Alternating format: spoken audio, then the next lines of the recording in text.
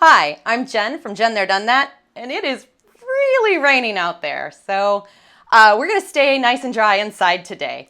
And we have new travel updates for Puerto Rico starting Monday, May 10th. The first item is our curfew. It is now 2 hours later than previous, up to midnight. We probably will still see most restaurants closing at 10 or 11 to give themselves plenty of time for cleanup and everyone to get home by that midnight curfew, and that extends all the way until 5 a.m. Now, a lot of people have asked, does that apply for taxis at the airport? And no, it does not.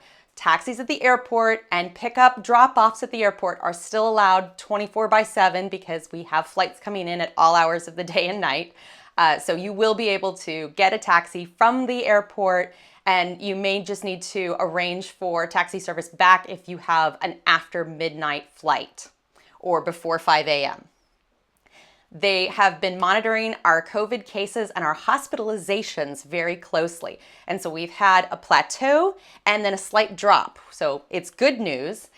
The task force has stated that they're looking for a threshold of at least less than 100 new cases per day sustained for 14 days. And we've not been able to do that yet. So that's really the goal that we're working towards before they've said they will start lifting more of the travel restrictions.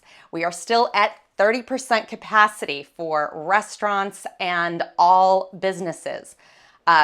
We still have a mask requirement. That's the mask over the nose and mouth anytime you're in public.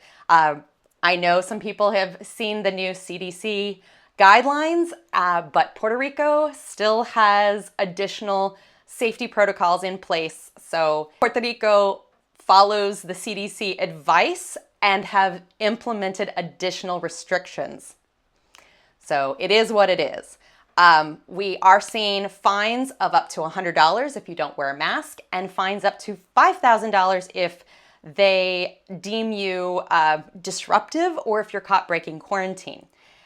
And you do need your negative PCR molecular test upon entry. All passengers 2 years and older need to show up with their negative test upon arrival, or you will be issued a $300 fine. They are giving you a 48-hour grace period to get your test. So if you did not receive your test by the time you arrive and upload your travel declaration form, you have 48 hours to do so, or you will get fined. And yes, as of this morning, people have reported they were getting the fine upon arrival. A family of 6 just told me that they didn't have their test results, and that's an $1,800 fine, $300 per person for 6 people. So they are scrambling to get their tests done today so that they don't have to pay an additional $1,800, and they're in quarantine until those test results come back. So please take it seriously. When you do arrive at any of our 3 airports, there is a travel declaration form you have to complete. You can complete it online after you arrive, while you're waiting for your bags or while you're waiting in line. You'll receive a QR code, and then you just show that QR code on the way out. If you don't have access to a computer or a smartphone, or things just aren't working, there's a nice big long line you can wait in, and they will help you fill out the form, and they will help you uploading your results, whatever you need. And they are requiring the negative PCR molecular test. That's the nose or throat swab. They're not taking the rapid test. Some people have showed up with the wrong test. It wasn't the PCR molecular test, and they still get the fine, and they have 48 hours to get the proper test. So please take it seriously. It is absolutely going on at the airport. That's to keep everyone else on the island nice and safe. The travel declaration form, other people have asked me, they've tried to fill it out days and days or a week in advance. It doesn't really like that. So because our rules are changing so frequently, they really ask you to wait until you arrive to fill out your travel declaration form, or if you've got a short flight, fill it out while you're waiting to taxi before you actually, the flight takes off. It is a pretty simple travel declaration form to fill out, and it does have information for vaccine, but even if you're fully vaccinated, you still need to bring that negative PCR molecular test with you as of right now.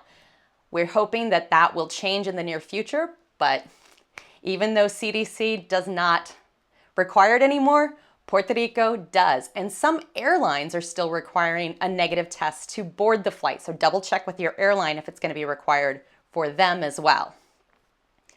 If you don't arrive with a test, then there are plenty of testing facilities around the island. I'll leave a link below to find them. And there's no doctor's prescription or doctor's order required to get a test here. You may need to pay a copay if your insurance doesn't cover it. And there's still the $110 test at the San Juan Airport, SJU only, that you can take upon arrival. And they're trying to get that back within the 48-hour grace period if you arrive without a test. There's no change to the Culebra or Vieques ferry schedule. It is still operating as best as it does ever here. There were discussions about requiring testing for the Vieques ferry previously, but it's just not really being enforced at this time. So you'll still be able to get on the ferry and travel. They just have very limited capacity right now, and those tickets are selling out fast. So if you look on the ferry site and see no tickets available, it's probably because they're sold out. Beaches are still open. There is a restriction on no alcohol at the beach, and they're still requiring 10 feet between different family pods while you're on the beach. But otherwise, all water activities are still open and operational. We have kayaking, boats, stand-up paddle boards, jet skis, day sail trips are going out. They're just all at 30% capacity. So you definitely need to get your reservations if you want to go and do one of the day sails out to Cayoicacos or any of the other fun excursions around the island. Since the restaurants are only at 30% capacity, be sure to get reservations.